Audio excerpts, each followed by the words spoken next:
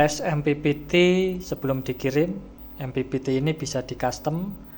Kemarin permintaan sistem baterai 24 dan 48 volt. Untuk panel surya sampai 200 volt, permintaan di sekitar itu. Maksimalnya 250 volt untuk yang ini. Kemudian arus panel surya ada di 30 ampere dan arus pengisian ke baterai 60 ampere. Jadi arus pengisian dari PV ke charging berbeda, lebih besar ke chargingnya. Yang dihitung adalah arus ke baterainya. Ini output ke baterai, tegangannya 50,2 sama seperti di LCD. Kemudian cek tegangan panel surya 144 sama juga. Ini VOC panel 200 volt, karena sudah charging agak mendung dia turun di 138, tapi tetap mempertahankan maksimum power point trackingnya.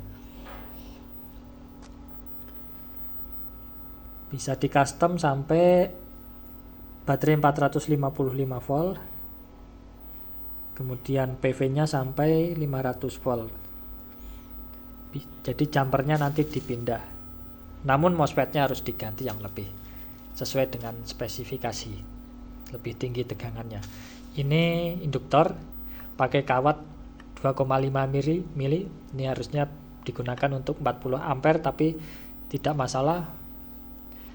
Untuk satunya 40 tambah 40, ini harusnya 80 ampere untuk kawat 2,5 mili, namun induktornya ukuran yang cukup untuk 30 ampere. Jadi pas untuk 60 ampere.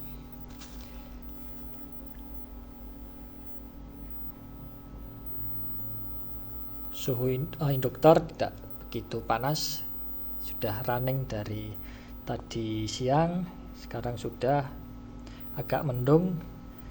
300 watt dari panel. Oke, masuk ke menu cut charging, dia akan cut di 53, kemudian akan menuju ke float chargingnya 52,5, akan standby di 52,5. Oke, kelewat, saya ulangin. Float, kemudian watt maksimum pada tegangan baterai 48 volt, dia maksimal di 2900, bisa diturunkan.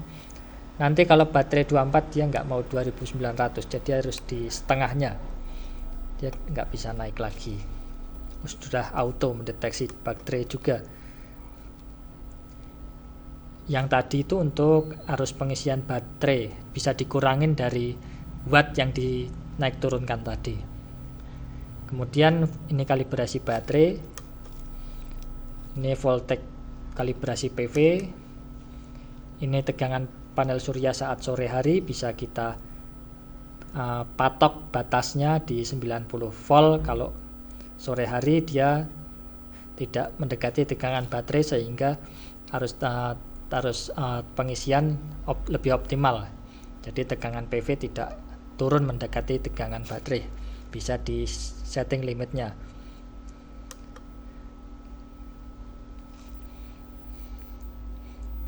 Oke, sekian untuk tes. Terima kasih.